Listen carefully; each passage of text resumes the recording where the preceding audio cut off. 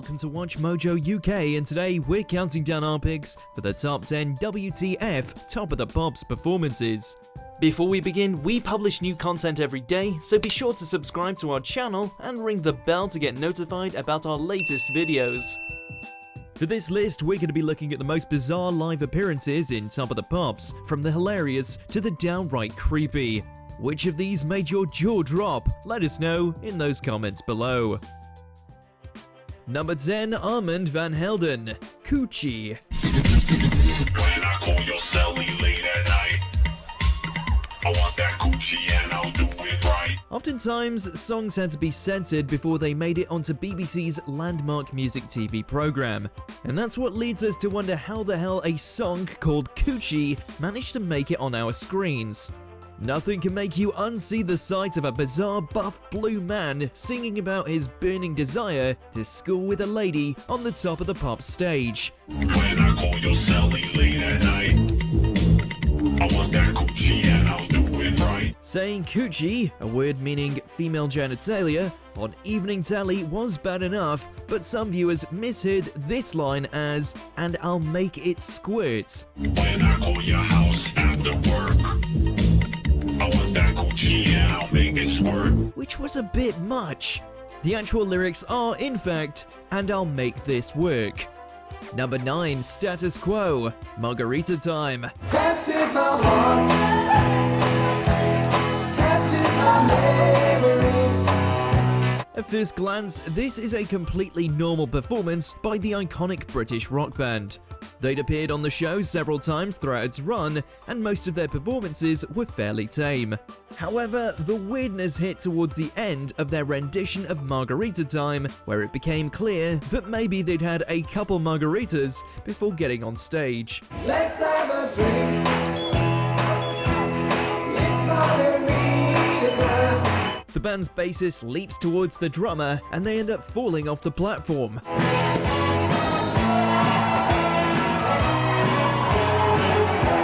Number 8, Robbie Williams, Rock DJ and Millennium.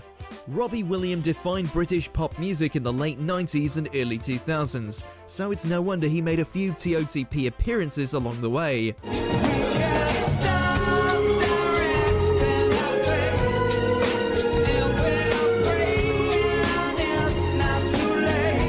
Two stand out as particularly bizarre.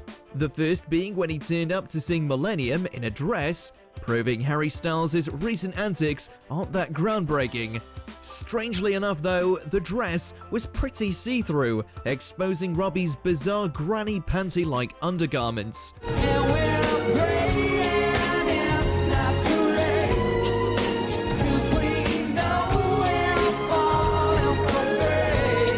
The second strange appearance was when he decided that clothes weren't necessary at all, and similar to him undressing in his music video for Rock DJ, he decided to pull his trousers off mid-song.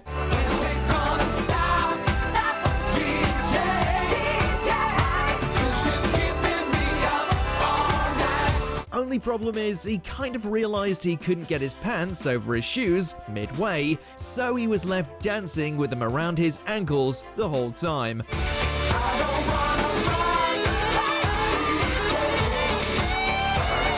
Number 7, REM, Orange Crush. Got my spine, I've got my orange crush. It's about time we mentioned miming, right? While many performers simply weren't happy with having to do it, but them's the rules. So, in order to capitulate to the show's will, but still get in a little weirdness, Michael Stipe said to hell with a microphone and instead used a megaphone. I've had my fun, now it's time to serve your conscience overseas. Needless to say, singing through a megaphone would not sound like this. Morrissey pulled a similar stunt when performing This Charming Man by singing into some flowers.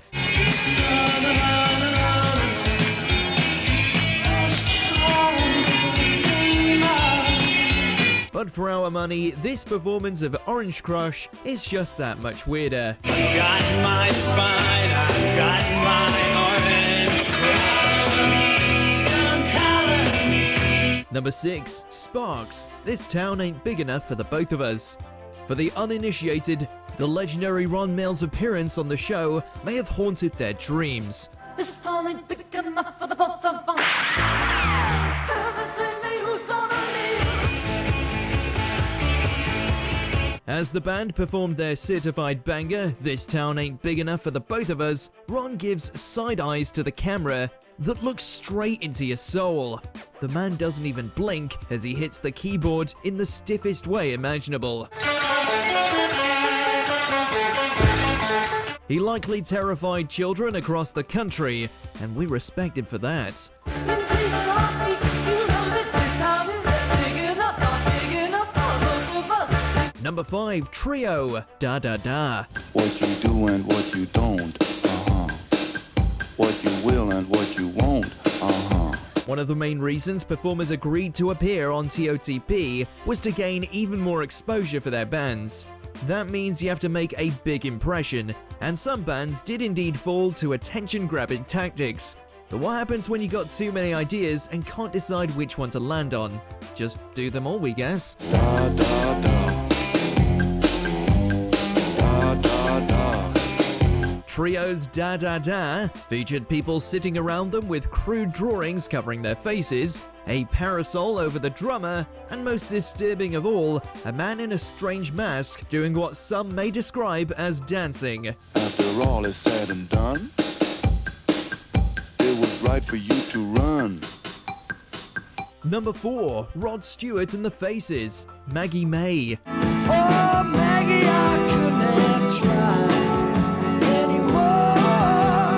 It's no secret that a lot of bands did a bit of drinking before their performances on the show. Perhaps one of the most evident instances of that was when Rod and the gang performed in 1971.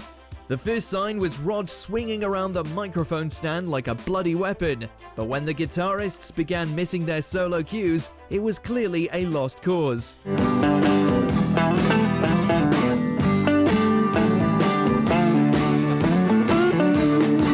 They decided to say screw it and just had the time of their lives on stage, even playing footy at one point.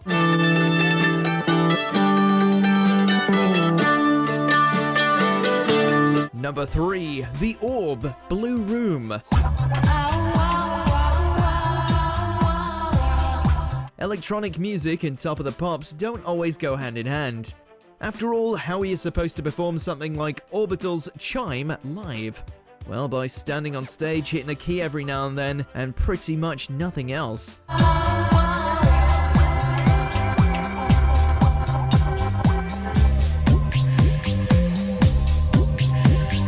The Orb decided to forego that route and instead didn't even pretend to perform the song.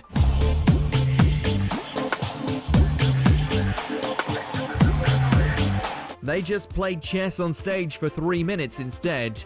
The original song was, of course, 39 minutes and 57 seconds long, but Top of the Pops unsurprisingly only gave them 3. Still a banger though.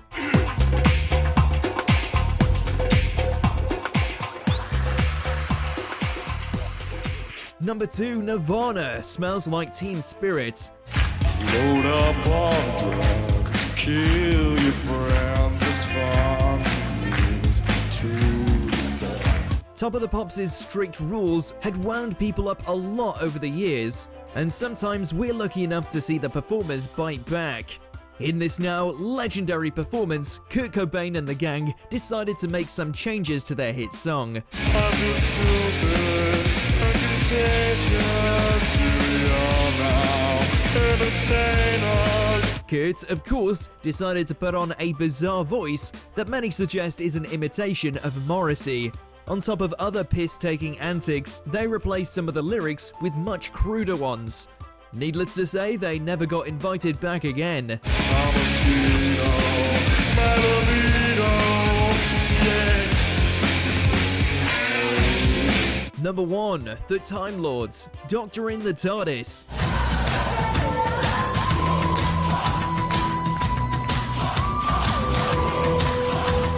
Despite taking the tune from the now disgraced musician / offender Gary Glitter, the Time Lords were able to make Doctor in the TARDIS their own.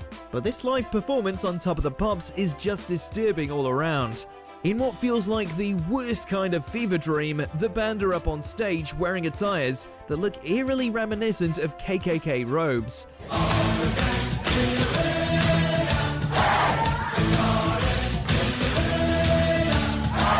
It then becomes evident the lyrics are different from the ones we're used to, with the band singing rock and roll instead of Doctor Who. That was a sign of the bad things to come.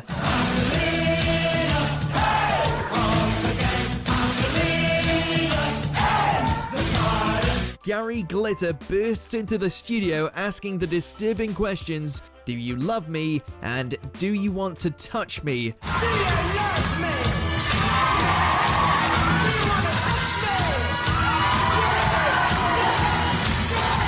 In hindsight, this is deeply, deeply disturbing.